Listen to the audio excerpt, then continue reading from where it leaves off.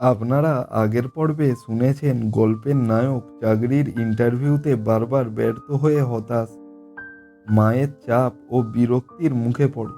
হোয়াটসঅ্যাপে নিহারিকা নামে এক মেয়ে তাকে মানসিক সমর্থন দেয়, যদিও তারা কখনো দেখা করেনি।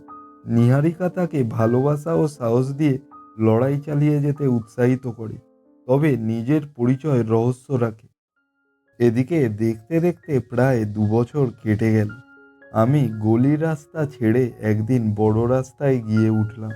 খুব বড় না হলেও একটা ছোটখাটো চাকরি পেলাম, 1010 টাকা মাইনে। এদিকে টিউশনির পাশাপাশি ফ্যামিলিটা দিব্যি চলে যাবে। আমার মা বাবা সকলেই খুশি হলো, কিন্তু নিহারিকাকে খুশি করতে পারলাম না। বলল, এখানেই থেমে গেলে তোমার চলবে না অনি, তোমাকে আরো বড় হতে হবে, আরো বড় চাকরি করতে হবে। বললাম, সবার তো সব চাহিদা পূরণ হয় না, আমারও না হয় হলো না। আর তখনই নিহারিকা বলল, এ কথা বলে পাশ কাটিয়ে গেলে চলবে না তোমার। পৃথিবীতে কেউ তোমাকে চাকরি দিয়ে যাবে না, তোমাকে লড়াই করে চাকরিটা অর্জন করে নিতে হবে। ফাইট অনি, ফাইট। ও বলল, না অনি, তোমার স্বপ্ন পূরণ হওয়ার আগে আমি তোমার সঙ্গে দেখা করব না। আমার খুব কষ্ট লাগলো। এবারেও নিহারিকা দেখা করতে অস্বীকার করলো বলে ভাবলাম, আর না, আর এই সম্পর্কটাকে টেনে নিয়ে যেতে পারছি না। যার আমার উপর এতটুকু বিশ্বাস নেই, আমার পক্ষে তাকে ভালোবাসা সম্ভব নয়।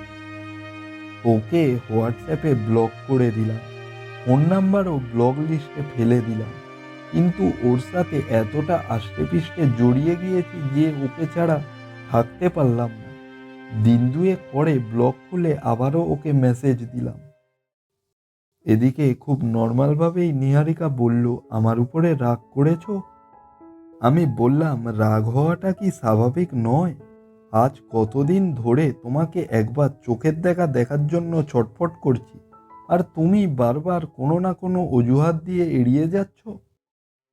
আমাকে নিহারিকা বলল, এরকম করে না সোনা, আমার সমস্যাটা একটু বোঝো।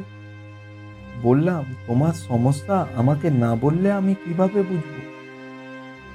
আবারও নিহারিকা বলল, বলতে পারলে তো আমি অনেক হালকা হয়ে যেতাম, কিন্তু তা যে আমি পারবো না। আমি যে তোমাকে অনেক ভালোবাসি অনি, তোমাকে হারাতে আমি চাই না।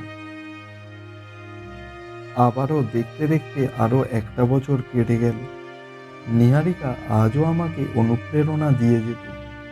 প্রতিটা মুহূর্তে বলতো, এখানে থেমে গেলে তোমার চলবে না অনি, তোমাকে আরো আগাতে হবে, আরো বড় হতে হবে। ফাইট অনি, ফাইট। অবশেষে 3 বছরের মাথায় আমার বহু আকাঙ্ক্ষিত স্বপ্নটা পূরণ করতে আমি সফল হলাম।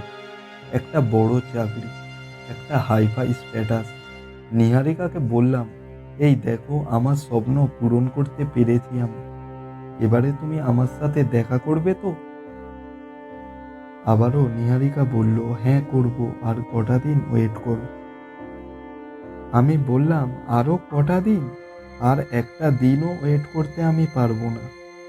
যদি কাল তুমি আমার সঙ্গে দেখা করো তাহলে আমাদের সম্পর্ক রইবে, না হলে আমাদের এখানেই কাটতি।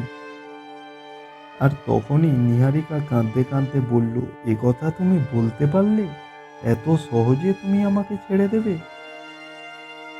আপনার কি মনে হয়, অনি কি তাহলে সত্যি এবার নিহারিকাকে ছেড়ে দেবে বড় চাকরি, টাকার লোভে?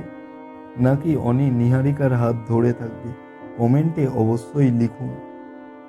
আর আগামী পর্ব শোনার জন্য আমাদের চ্যানেলটিকে অবশ্যই সাবস্ক্রাইব করুন। আজকের গল্প আমরা এখানেই শেষ করছি। Tata, bye bye.